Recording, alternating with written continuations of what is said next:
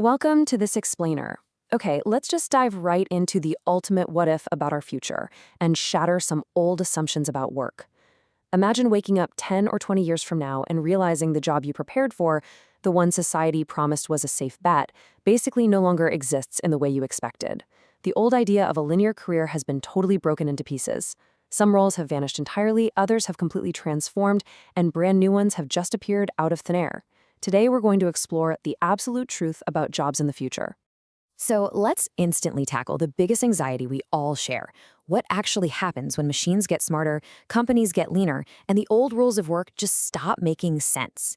Because, this isn't just about employment. It's fundamentally about our identity, our survival, and our dignity in a world that might not need us to do the exact same things we used to do. To figure out where we're going, we've got to contrast the past with the new reality. For generations, we were handed a very simple, straightforward story. Study, get a skill, find a job, work hard, and retire. That traditional formula was a straight bridge between education and survival. But the future, it completely rewrites that playbook. Thanks to artificial intelligence, automation, and global competition, that straight line is becoming more of a web. Surviving this shift demands lifelong learning, the ability to juggle multiple professional identities, and honestly, just relentless adaptability. Section 1. Evolution, not erasure. Think about the day-to-day tasks out there right now. On one side, we have highly vulnerable tasks. We're talking repetitive, predictable, routine-based work. Basic data processing, routine manufacturing, simple customer support. Machines are incredibly good at these structured, high-volume jobs. But then, think about the secure tasks. Machines really struggle to, say, negotiate a complex contract or read the emotional state of a frustrated client. Tasks that require judgment, creativity, empathy, and strategy are becoming vastly more valuable. So the future isn't empty of work at all.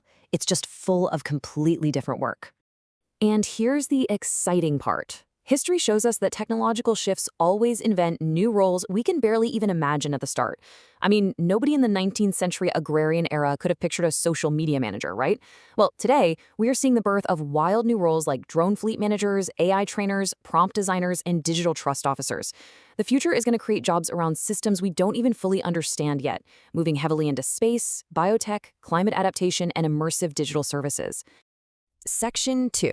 The new work ecosystem. Let's talk about where and how we actually work now. Remote work has permanently altered our expectations by proving jobs can be done from anywhere. This totally breaks down geographic borders, meaning someone in a small town can compete globally. But there's a catch, of course. It severely spikes global competition and can push wages down.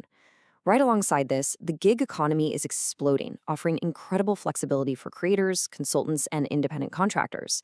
But without regulation and new safety nets, this massive freedom creates some pretty dangerous uncertainty.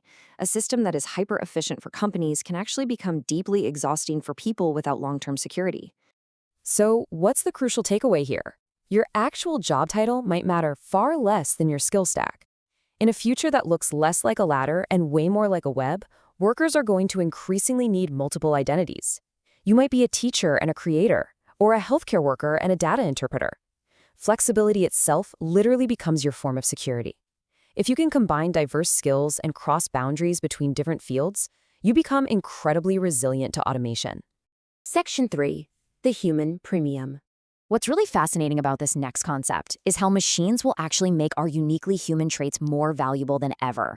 Let's look at how AI and humans will collaborate, starting with the legal field. AI won't necessarily replace the lawyer. It's going to create an AI-human hybrid. The AI takes over all the heavy lifting, drafting, researching, analyzing massive amounts of data in seconds. But the human lawyer doesn't disappear. Instead, they focus entirely on what machines cannot do, exercising complex moral judgment, understanding human behavior to craft legal strategy, and navigating those high-stakes negotiations. It's the exact same story in medicine. A future doctor will absolutely use AI for rapid diagnostic support and to handle complex bioinformatics. But think about it. When a patient receives a life-changing diagnosis, they do not want a machine delivering the news. The human doctor remains absolutely essential. They provide the vital care, make nuanced ethical decisions, and build critical trust with the patient. And we see this exact same hybrid model with a future teacher. The AI handles the repetitive tasks, grading, basic assessments, personalizing lesson plans. And that frees up the human teacher to focus on the deeply human aspects of education, like inspiration, leadership, mentorship, and making a real emotional connection. The point isn't that AI removes the job. The point is that it elevates the human part of the job. So, traits like empathy, creativity, leadership, and trust ensure that the human touch becomes an absolute premium. The future of work rewards the human layer over the mechanical layer in every single field. It's really less about doing what machines can't do at all, and more about doing what machines just can't do well enough on their own. Section 4. Rebuilding Society's Safety Net. Let's zoom out to the macro level for a second, because these massive changes threaten to widen inequality if we don't dramatically adapt our social systems. The very first system that must change is education. We have to completely contrast the old rigid model of learning one profession during a decades-long degree with a brand new necessity, constant reskilling. Schools can no longer just think in terms of static degrees. They have to teach digital fluency, critical thinking, and adaptability. The fundamental challenge we face is teaching people how to learn faster than change arrives. A world that evolves every single year simply cannot be served by an education system that only updates every decade. And if automation does drastically reduce traditional employment, we have to look impartially at entirely new safety nets, things like universal basic income, or UBI. This is basically social support totally disconnected from traditional jobs. Now, this sparks intense debate. On one hand, if machines produce enough wealth, UBI could reduce suffering and literally free people up to pursue art, education, and community care.